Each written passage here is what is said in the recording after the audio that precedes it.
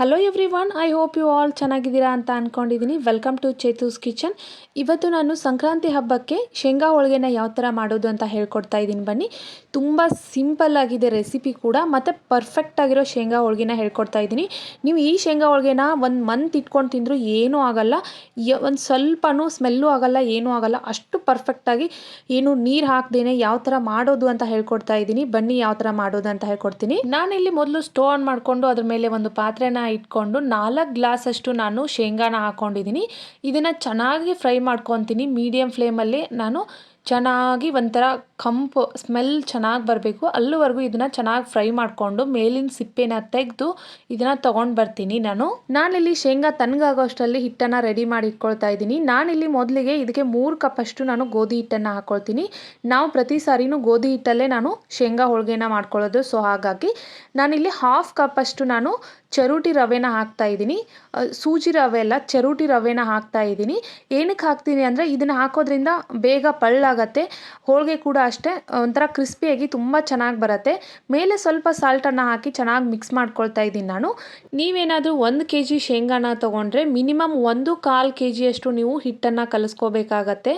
ಏನಕ್ಕೆ ನಾನು ಈ ಥರ ಹೇಳ್ತಾ ಇದ್ದೀನಿ ಅಂದರೆ ಬೆಲ್ಲ ಎಲ್ಲ ಸೇರಿದ ಮೇಲೆ ಸ್ಟಫಿಂಗ್ ಏನಿರತ್ತಲ್ಲ ಜಾಸ್ತಿ ಆಗುತ್ತೆ. ಸೊ ಹಾಗಾಗಿ ನಾನಿಲ್ಲಿ ಸ್ವಲ್ಪ ನೀರು ಹಾಕ್ಕೊಂಡು ಹಿಟ್ಟನ್ನು ಕಲಿಸ್ಕೊಳ್ತಾ ಇದ್ದೀನಿ. ಹಿಟ್ಟನ್ನು ಕಲಿಸ್ಕೋಬೇಕಾದ್ರೆ ಸ್ವಲ್ಪ ಗಟ್ಟಿಯಾಗಿಯೇ ಕಲಿಸ್ಕೊಳ್ಳಿ, ತುಂಬ ಸಾಫ್ಟಾಗೆಲ್ಲ ಕಲಿಸ್ಕೊಳ್ಳೋದಕ್ಕೆ ಹೋಗಬೇಡಿ.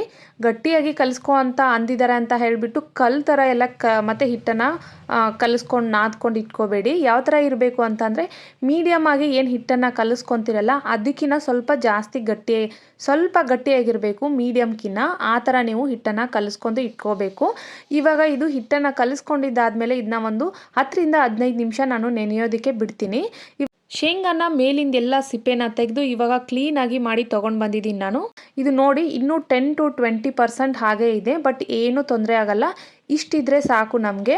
ನಾನಿಲ್ಲಿ ಬೆಲ್ಲನ ಯಾವ ಥರ ತೊಗೊಳ್ಬೇಕು ಅಂತ ಹೇಳ್ಕೊಡ್ತಾ ಇದ್ದೀನಿ. 4 ಲೋಟ ಶೇಂಗಾಗೆ ನಾನು 2.5 ಲೋಟದಷ್ಟು ನಾನು ಬೆಲ್ಲನ ತೊಗೊಂಡಿದ್ದೀನಿ.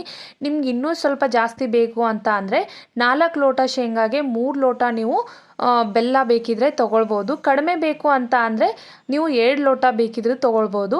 ಆದರೆ ತುಂಬ ಕಡಿಮೆ ಹಾಕ್ಕೊಳ್ಳೋದಕ್ಕೆ ಹೋಗಬೇಡಿ. ಬೆಲ್ಲ ಕಡಿಮೆ ಆದರೆ ಹೋಳಿಗೆ ಟೇಸ್ಟ್ ಕಡಿಮೆ ಆಗುತ್ತೆ. ಸೊ ಹಾಗಾಗಿ ನಾನಿಲ್ಲಿ 4 ಲೋಟ ಶೇಂಗಾಗೆ 2.5 ಲೋಟ ನಾನು ಬೆಲ್ಲನ ತೊಗೊಂಡಿದ್ದೀನಿ. ಬೆಲ್ಲ ಚೆನ್ನಾಗಿರೋದು ತೊಗೊಳ್ಬೇಕು, ಈ ಥರ ಸಾಫ್ಟಾಗಿರಬೇಕು. ನೀವು ಸಕ್ಕರೆ ಥರ ಇರುತ್ತೆ ಗೊತ್ತಾ, ಸಕ್ಕರೆ ಥರ ವೈಟ್ ಕಲರಲ್ಲಿ ಬೆಲ್ಲ ಇರುತ್ತಲ್ಲ, ಆ ಥರ ಬೆಲ್ಲನ ತೊಗೊಳೋದಕ್ಕೆ ಹೋಗಬೇಡಿ. ಚೆನ್ನಾಗಿ ಹೋಳಿಗೆನೂ ಬರಲ್ಲ, ಆಮೇಲೆ ಸ್ಟಫಿಂಗ್ ಕೂಡ ಚೆನ್ನಾಗಾಗಲ್ಲ.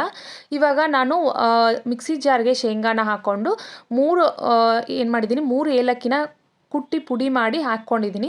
ಬೆಲ್ಲನ ಹಾಕ್ಕೊಳ್ತಾ ಇದ್ದೀನಿ. ಆಲ್ರೆಡಿ ನಾನು ಬೆಲ್ಲ ಅಳತೆ ಮಾಡಿ ಇಟ್ಟಿರೋದ್ರಿಂದ ಮಾಮೂಲಿ ಅಳತೆ ಮಾಡದೆ ಹಾಗೆ ಹಾಕ್ಕೊಂಡಿದ್ದೀನಿ.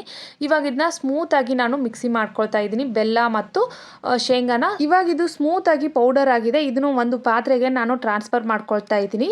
ನೀವು ನೋಡ್ಬೋದು ಕೆಲವೊಂದಿಷ್ಟು ಜನ ಏನು ಮಾಡ್ತಾರೆ ಅಂದರೆ ನೀರೆಲ್ಲ ಸೇರಿಸ್ತಾರೆ ಸ್ಟಫಿಂಗ್ ಮಾಡ್ಕೋಬೇಕು ಅಂತ ಅಂದರೆ. ಆ ಥರ ಎಲ್ಲ ನೀರೆಲ್ಲ ಹಾಕೊಳ್ಳೋದಕ್ಕೆ ಹೋಗಬಾರ್ದು. ನೀರೆಲ್ಲ ಹಾಕ್ಕೊಂಡ್ರೆ ಏನಾಗುತ್ತೆ ಅಂತಂದರೆ ತುಂಬ ದಿನ ಬಾಳಿಕೆ ಬರಲ್ಲ ಹೋಳಿಗೆ. ಅವತ್ತು ಮಾತ್ರ ತಿನ್ಬೋದು ಅಥವಾ 1-2 ದಿನ ತಿನ್ಬೋದು ಅಷ್ಟೇ, ಅದಕ್ಕಿಂತ ಜಾಸ್ತಿ ತಿನ್ನೋಕ್ಕಾಗಲ್ಲ. ನಾನು ಇವಾಗ ಏನು ಹೇಳ್ಕೊಡ್ತಾ ಇದ್ದೀನಿ, ಈ ಥರ ನೀವು ಏನಾದರೂ ಹೋಳಿಗೆ ಮಾಡಿದರೆ 1 ತಿಂಗಳವರೆಗೂ ಇಟ್ಟರು ಒಂದು ಸ್ವಲ್ಪನೂ ಏನೂ ಆಗಲ್ಲ, ಅಷ್ಟು ಚೆನ್ನಾಗಿ ಬರುತ್ತೆ. ಮತ್ತು ಎಣ್ಣೆ ಕೂಡ ನೀವು ಜಾಸ್ತಿ ಯೂಸ್ ಮಾಡಬಾರ್ದು. ಸ್ವಲ್ಪ ಅಲ್ಲಲ್ಲೇ ಈ ಥರ ಹಿಟ್ಟು ಕಲಿಸ್ಬೇಕಾದ್ರೆ ಸ್ವಲ್ಪ ಕೈಗೆ ಎಣ್ಣೆ ಹಚ್ಕೊಂಡು ಹಿಟ್ಟನ್ನು ಕಲಿಸ್ಕೊಂಡಿದ್ದೀನಿ. ಇವಾಗ ಅಕ್ಕಿ ಹಿಟ್ಟನ್ನು ತೊಗೊಂಡಿದ್ದೀನಿ. ನಮಗೆ ಒಂದು ಹೋಳಿಗೆ ಮಾಡ್ಕೊಳ್ಳೋದಕ್ಕೆ ಎಷ್ಟು ಹಿಟ್ಟು ಬೇಕಲ್ಲ ಅಷ್ಟು ಹಿಟ್ಟನ್ನು ತೊಗೊಂಡು ಇವಾಗ ಈ ಥರ ನಾನು ಲಟ್ಟಿಸ್ಕೊಳ್ತಾ ಇದ್ದೀನಿ. ಎಣ್ಣೆ ಹಚ್ಚಿ ಕೂಡ ಲಟ್ಟಿಸ್ಕೋಬಾರ್ದು, ಯಾಕಂದರೆ ತುಂಬ ದಿನ ಬಾಳಿಕೆ ಬರಲ್ಲ, ತುಂಬ ದಿನ ಇಟ್ಕೊಂಡು ತಿನ್ನೋಕ್ಕಾಗಲ್ಲ. ಸೊ ಹಾಗಾಗಿ ನಾನು ಇದಕ್ಕೆ ಸ್ಟಫಿಂಗ್ 1.5 ಟೇಬಲ್ ಸ್ಪೂನ್ ಅಷ್ಟು ಸ್ಟಫಿಂಗ್ನ ಹಾಕ್ಕೊಳ್ತಾ ಇದ್ದೀನಿ. ಇಲ್ಲಿ ಬಾರ್ಡರಲ್ಲೆಲ್ಲ ಅದು ಮಧ್ಯ ಸ್ಟಫಿಂಗ್ ಏನಿರತ್ತಲ್ಲ ಅದು ಬಾರ್ಡರ್ಗೆ ಹತ್ಕೋಬಾರ್ದು. ಇವಾಗ ನೋಡ್ಬೋದು ಕರೆಕ್ಟಾಗಿ ಯಾವ ಥರ ಮಾಡ್ತಾಯಿದ್ದೀನಿ. ಸೇಮ್ ಪ್ರೊಸೀಜರಲ್ಲಿ ನೀವು ಸ್ಟಫಿಂಗ್ನ ಫಿಲ್ ಮಾಡ್ಕೋಬೇಕಾಗತ್ತೆ. ಇದು ತುಂಬ ಇಂಪಾರ್ಟೆಂಟ್. ಯಾಕೆ ಹೇಳ್ತಾ ಇದ್ದೀನಿ ಅಂದರೆ ಎಷ್ಟೋ ಜನಕ್ಕೆ ಸ್ಟಫಿಂಗ್ ಮಾಡ್ಕೊಳ್ಳೋದಕ್ಕೆ ಕರೆಕ್ಟಾಗಿ ಬರಲ್ಲ. ಪೌಡರ್ನ ಸ್ಟಫಿಂಗ್ ಮಾಡಿಕೊಂಡ್ರೆ ಹೋಳಿಗೆ ಚೆನ್ನಾಗಿ ಬರುತ್ತೆ. ನೀವೇನಾದರೂ ಶೇಂಗಾದು ಉಂಡೆ ಕಟ್ಟಿ ಇಟ್ಕೊಂಡು ಆಮೇಲೆ ನೀವು ಸ್ಟಫಿಂಗ್ ಮಾಡ್ಕೊಳ್ತೀನಿ ಅಂತ ಅಂದರೆ ಅದು ಅಷ್ಟು ಚೆನ್ನಾಗಿ ಹೋಳಿಗೆ ಬರಲ್ಲ. ಸೊ ಹಾಗಾಗಿ ಪೌಡ್ರಿಂದಾನೇ ನೀವು ಸ್ಟಫಿಂಗ್ ಮಾಡಿಕೊಂಡ್ರೆ ಚೆನ್ನಾಗಿ ಹೋಳಿಗೆ ಬರುತ್ತೆ ಅಂತ ಹೇಳ್ತೀನಿ ನಾನು, ನನ್ನ ಎಕ್ಸ್ಪೀರಿಯೆನ್ಸ್ ಪ್ರಕಾರ. ಇವಾಗ ಕೆಳಗಡೆ ಮತ್ತು ಮೇಲೆ ಹಿಟ್ಟನ್ನು ಹಚ್ಕೊಂಡು ಈ ಥರ ಲಟ್ಟಿಸ್ಕೊಳ್ತಾ ಇದ್ದೀನಿ.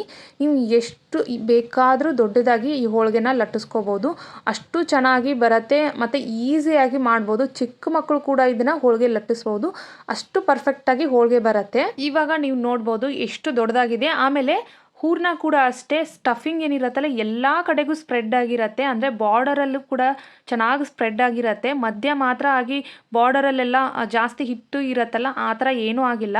ಅದಕ್ಕೆ ಪೌಡರ್ನ ಸ್ಟಫಿಂಗ್ ಮಾಡೋದನ್ನು ಕಲೀರಿ. ಇವಾಗ ನಾನು ತವಾನ ಆಲ್ರೆಡಿ ಹೀಟ್ ಮಾಡೋದಕ್ಕೆ ಇಟ್ಟಿದ್ದೆ. ಕಂಪ್ಲೀಟಾಗಿ ತವಾ ಹೀಟ್ ಆದಮೇಲೆ ಅದ್ರ ಮೇಲೆ ಹೋಳಿಗೆನ ಹಾಕಿಬಿಟ್ಟು ಚೆನ್ನಾಗಿ ಎರಡು ಸೈಡು ನಾನು ಚೆನ್ನಾಗಿ ಒತ್ತಿ ಒತ್ತಿ ಬೇಯಿಸ್ಕೊತಾ ಇದ್ದೀನಿ. ಹೋಳಿಗೆನ ಚೆನ್ನಾಗಿ ಬೇಯಿಸಿದ್ದಾದಮೇಲೆ ತಣ್ಣಗಾಗೋದಕ್ಕೆ ಬಿಡಬೇಕು, ಹಾಗೆ ನೀವು ಬಾಕ್ಸ್ಗೆಲ್ಲ ಹಾಕಿಡೋ. ಇವಾಗ ಇನ್ನೂ ಒಂದು ನಾನು ನಿಮಗೆ ಸ್ಟಫಿಂಗ್ನ ಮಾಡಿ ತೋರಿಸ್ತಾ ಇದ್ದೀನಿ, ಯಾವ ಥರ ನಾವು ಅದನ್ನು ಫಿಲ್ ಮಾಡ್ಕೋಬೇಕು ಅಂತ ಹೇಳ್ಬಿಟ್ಟು. ಇವಾಗ ರೌಂಡ್ ಶೇಪ್ಗೆ ನಾವು ಲಟ್ಟಿಸ್ಕೊಂಡಿದ್ದಾದಮೇಲೆ ಇದಕ್ಕೆ ಸ್ಟಫಿಂಗ್ ಹಾಕ್ಕೋಬೇಕು. ಸ್ಟಫಿಂಗ್ ಹಾಕ್ಕೋಬೇಕಾದ್ರೆ ಬಾರ್ಡರಲ್ಲೆಲ್ಲ ಇದು ಪೌಡ್ರ್ ಹತ್ಕೋಬಾರ್ದು. ಬಾರ್ಡರಲ್ಲಿ ಪೌಡ್ರ್ ಹತ್ಕೊಂಡ್ರೆ ಚೆನ್ನಾಗಿ ಮಾಡೋಕ್ಕೆ ಬರಲ್ಲ. ಇವಾಗ 5 ಬೆರಳನ್ನ ಈ ಥರ ಕರೆಕ್ಟಾಗಿ ಇಟ್ಕೊಂಡು ಪ್ರೆಷರ್ ಹಾಕಿ ಮಧ್ಯ ತಳ್ಳಬೇಕು, ನೀವು ಒತ್ತಬೇಕು. ಆವಾಗ ಫಿಂಗರ್ಸ್ ಏನಿರುತ್ತಲ್ಲ ಅದನ್ನ ಬೌಲ್ ಥರ ಮಾಡಿಕೊಂಡು ಈ ಥರ ಫೋಲ್ಡ್ ಮಾಡ್ಕೋಬೇಕು. ಮಿಕ್ಕಿದ ಹಿಟ್ಟು ಏನಿರತ್ತೆ, ಇದು ಪೌಡ್ರ್ ಏನಿರುತ್ತಲ್ಲ ಅದು ಹೊರಗಡೆ ಬಂದಿರತ್ತಲ್ಲ, ಅದನ್ನು ಚೆನ್ನಾಗಿ ಒಂದು ಬೆರಳಿಂದ ಒಳಗಡೆ ಒತ್ತಿಬಿಟ್ಟು ಆಮೇಲೆ ಈ ಥರ ನೀವು ಎಲ್ಲ ಹಿಟ್ಟನ್ನು ಒಂದೇ ಕಡೆಗೆ ನೀವು ಜಾಯಿನ್ ಮಾಡ್ಕೋಬೇಕು. ಈ ಥರ ಮೇಲೆ ಈ ಥರ ಕರೆಕ್ಟಾಗಿ ನೀವು ಎಲ್ಲ ಹಿಟ್ಟನ್ನು ಜಾಯಿನ್ ಮಾಡ್ಕೊಂಡಿದ್ದಾದಮೇಲೆ ಈ ಥರ ಮಾಡಿಕೊಂಡು ಮೇಲೆ ಹಿಟ್ಟು ಏನು ಎಕ್ಸ್ಟ್ರಾ ಬರುತ್ತಲ್ಲ ಅದನ್ನು ನೀವು ರಿಮೂವ್ ಮಾಡಬೇಕು, ತೆಗೆದು ಹಾಕಬೇಕು. ಇಲ್ಲ ಅಂತ ಅಂದರೆ ಮಧ್ಯ ಮಾತ್ರ ಜಾಸ್ತಿ ಹಿಟ್ಟಾಗಿಬಿಟ್ಟು ಸುತ್ತಲೂ ಎಲ್ಲ ಕಡಿಮೆ ಆಗುತ್ತೆ. ಇವನ್ನಾಗಿ ಎಲ್ಲ ಕಡೆಗೂ ಹಿಟ್ಟು ಕರೆಕ್ಟಾಗಿರಬೇಕು.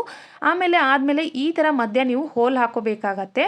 ಹೋಲ್ ಹಾಕ್ಕೊಂಡ್ಬಿಟ್ಟು ನೀವು ಇದನ್ನು ಲಟ್ಟಿಸ್ಕೋಬೇಕು. ಹೋಲ್ ನಾನು ಯಾಕೆ ಹಾಕಿದೆ ಅಂತ ನಿಮ್ಗೇನಾದರೂ ಗೊತ್ತಾಗಬೇಕು ಅಂತ ಅಂದರೆ ನೀವು ಒಂದು ಹೋಲ್ ಹಾಕದೆ ಹಾಗೆ ಮಾಡಿ ನೋಡಿ, ಗೊತ್ತಾಗತ್ತೆ ನಿಮಗೆ. ಅದರಲ್ಲಿ ಏರ್ ಇರುತ್ತೆ, ಗಾಳಿ ತುಂಬ್ಕೊಂಡಿರುತ್ತೆ.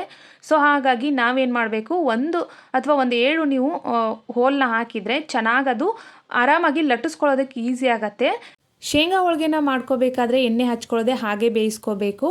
ನನ್ನ ವಿಡಿಯೋ ನಿಮ್ಗೆ ಇಷ್ಟ ಆದರೆ please like, share and subscribe ಮಾಡ್ಕೊಳ್ಳೋದನ್ನು ಮರೆಯೋದಕ್ಕೆ ಹೋಗಬೇಡಿ. Thanks for watching and bye bye.